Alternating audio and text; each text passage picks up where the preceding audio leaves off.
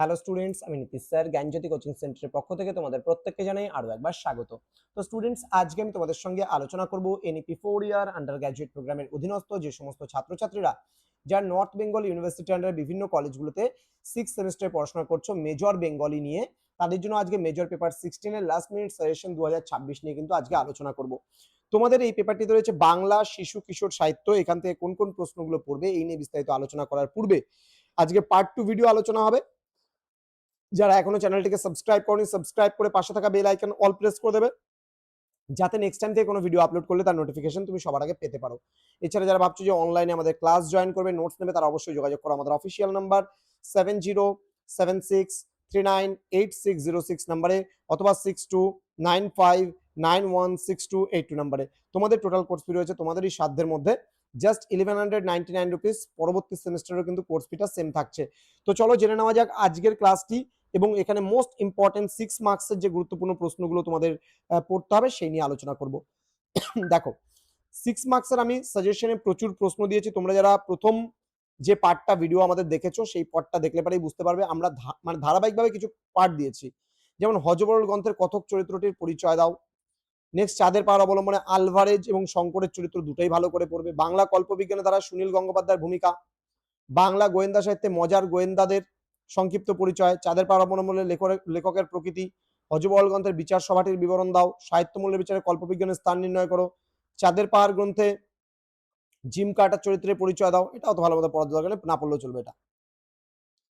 Next হচ্ছে হযবরল গ্রন্থে মোট কটি গান আছে, গানগুলি কে গেয়েছে? এটা আসলে 3-এর জন্য আসতে পারে, যে কোনো 4টি গানের প্রথম পংক্তিগুলি লেখো। হযবরল অবলম্বনে ন্যাড়ার গানের তাৎপর্য বুঝিয়ে দাও। নেক্সট বলছে বাংলা গোয়েন্দা সাহিত্যে কিশোর বয়সী গোয়েন্দা চরিত্রের ভূমিকা সংক্ষেপে আলোচনা করো। বাংলা কল্পবিজ্ঞান সাহিত্যে প্রেমেন্দ্র মিত্রের অবদান বুঝিয়ে দাও। হযবরল মানে মানে রচনা অবলম্বনে উদো এবং বুদো চরিত্রের পরিচয়। চাঁদের পাহাড় উপন্যাসে আফ্রিকা মহাদেশ সম্পর্কে লেখকের দৃষ্টিভঙ্গির পরিচয় দাও। এটা অত ভালো মতো পড়ার প্রয়োজন নেই, হালকার উপর দেখে যেতে পারো। নেক্সট হযবরল রচনায় হিজিবিজ হিজিবিজবিজ চরিত্রটির কি পরিচয় পাওয়া যায়। নেক্সট উদো ও বুদোকে, এটা অলরেডি আমরা পড়ে নিয়েছি। নেক্সট বলছে হযবরল রচনায় ন্যাড়া কাদের গান শুনিয়েছে, এটা হালকার উপর দিয়ে। শঙ্করের চরিত্র আমি অলরেডি বলেছি, এটা 12 নম্বরের জন্য পড়ে নিয়েছো। গুপি ও বাঘার প্রথম সাক্ষাতের দৃশ্যটি নিজের ভাষায় লেখো। ভূতের রাজার দেওয়া 3টি বর কি কি ছিল, এই বরগুলি তাদের কিভাবে সাহায্য করেছিল। এটা খুব ইম্পর্টেন্ট কোশ্চেন, ভালো করে পড়বা, এটা ছোটতেও আসতে পারে। ভূতের রাজার চরিত্রটি গল্পে কতটা কৌতূহল উদ্দীপক জুগিয়েছিল। ভূতেরা কেন গুপি ও বাঘার ওপর খুশি হয়েছিল। গল্পটির হাস্যরসের দিকটি ফুটিয়ে তোলো। মানে গুপি বাঘা মানে গুপি গাইন বাঘা বাইনের। রানুর বর্ণপরিচয় পড়ার যে বিচিত্র কৌশল বা পদ্ধতি গল্পে বর্ণিত হয়েছে তা নিজের ভাষায় লেখো। নেক্সট রানুর জেদের কাছে লেখকের পরাজয়ের মুহূর্তটি বিশ্লেষণ করো। এটা হালকার উপর দেখতে পারো। রানুর প্রথম ভাগ গল্পে হাস্যরসের আড়ালে যে গভীর মমতা মিশে আছে তা উদাহরণসহ আলোচনা করো। এটা পড়তে হবে না, দরকার নেই।